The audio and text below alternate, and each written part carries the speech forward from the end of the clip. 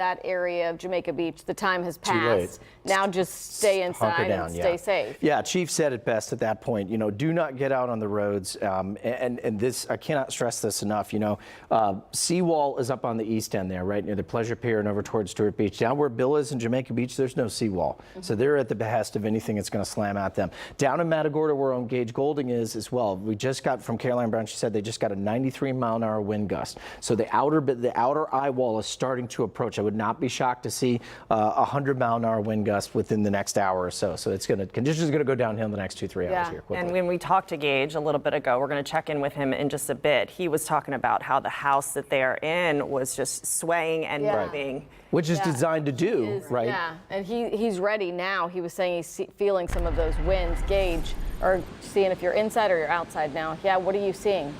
Feeling, rather.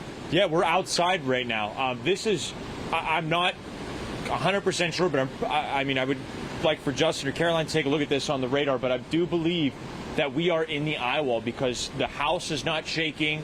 The noise that you hear, there is a little bit of wind, but it's the water still rushing. Come over here, take a look at this. This is water rushing from the bay into the Colorado River, from the Gulf of Mexico into the Colorado River. You can kind of see it flowing out and away from us underneath the house. That was the dock that we were standing on earlier today, but right before we were going live here, we had all the lights off, and you could see clear up. You could see almost brightness. I'm assuming maybe from a nearby metro, but there was, before it was just all black. You couldn't see anything, but you could see kind of like a wall, if you will.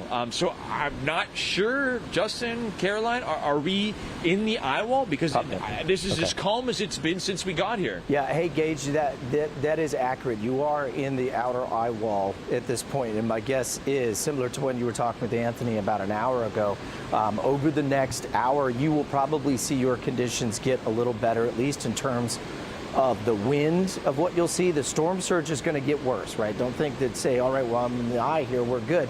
Remember, the eye is a circle, and so the back half of that circle has to still come through.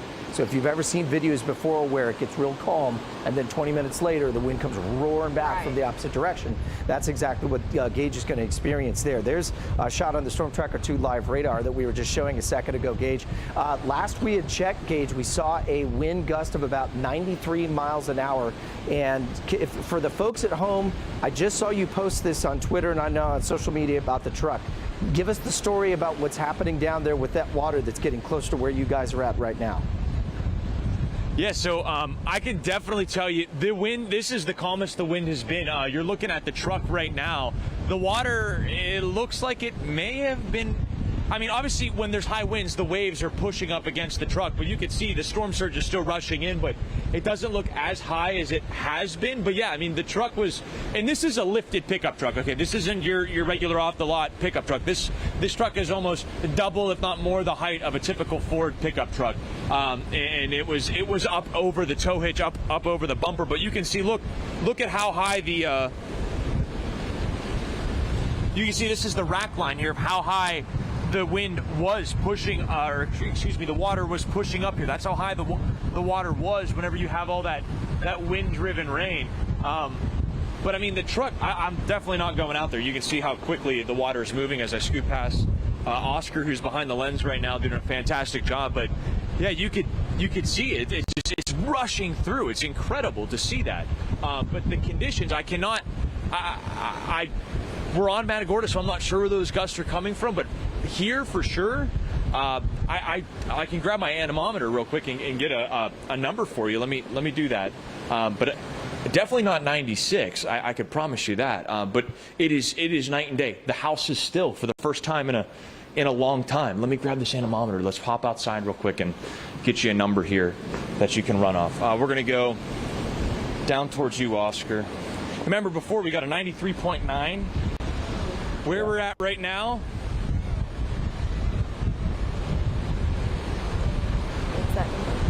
Where are you at right now, Gage? 23.7. Okay.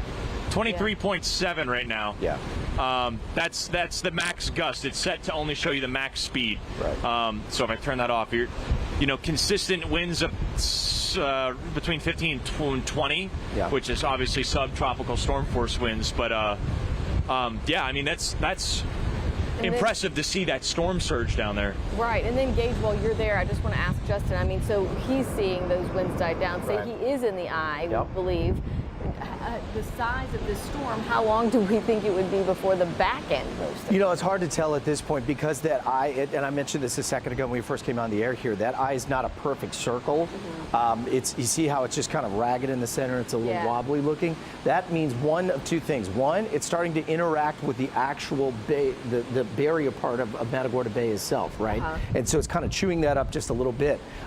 So that is helpful because it also means that we're going to start to slow down the storm, so some of that wind potential will back off. Now the storm surge will not. Now that Gage made a good point of that too, is that even though the winds you saw a second ago have gotten down to about 25 miles an hour versus the 90 that we were tracking just a little bit ago, is that the water is still being pushed up along, and it will continue to do so as that eye wall and eventually the center of that eye moves over top.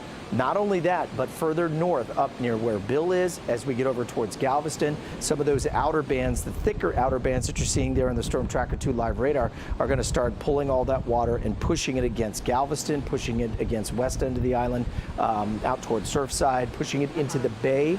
That's a spot I don't want to forget all our friends out in the bay as well. This is really going to be something where we could see upwards of 4 to 6 feet. Gage, in your spot right there, I think the latest I had seen was 6 to 7 feet. And there was some indication from some things I was looking at just about 20 minutes ago that said that could be closer to 8 to 9 feet before it's all said and done. And obviously, we'll just kind of have to see once it gets out of here and be able to check the markers and the threshold at that point. But I would say to your question, Amy, I'd say that you probably will see at least a decrease in these winds over the next 30 minutes to maybe 45 minutes. And then once that back end of that eye wall comes ashore, they're going to start roaring once again. Gage, I want to ask you one more thing before we let you go. We were watching the truck there when we got on the air with you about 1 in the morning. You were talking about how the truck was almost completely underwater there. And has the water gone down? Has that storm surge gone down? Since you've been in the eye of the storm, and do we expect it to just keep going up?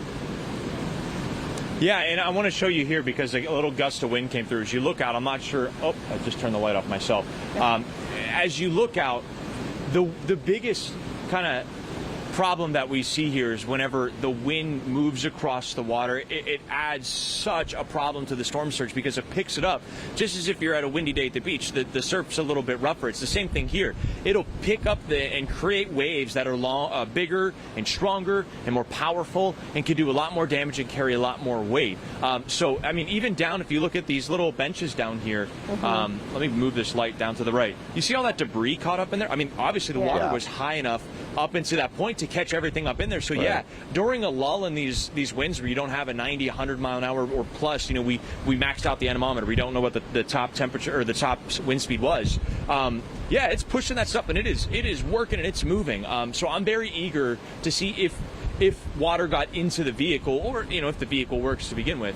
But yeah, the water, it appears that it's gone down, but I would almost say it's like a false hope or a false positive, because that back end of the wall is going to come through and it can kick it up just as good. So like, you want to come out here and you want to look and, oh my gosh, we're in the eye wall, and it's such an amazing Mother Nature experience, but in the same time it's also very dangerous. You do not want to go out in this, especially because you don't know what's been undermined or what. But I do want to know, Justin, you said 8 to 9 feet of storm surge in some places. Possible, the locals here tell us that this is one of the highest parts of Beach Road, which goes from mainland to the Matagorda Peninsula. So according to the locals, and I always take the word of the locals, this is one of the highest points of that beach road. So that would make sense why we wouldn't have necessarily seen 9 feet of water, or even the forecast is 7 feet, but still a significant portion to come up and make you concerned about what is a jacked up,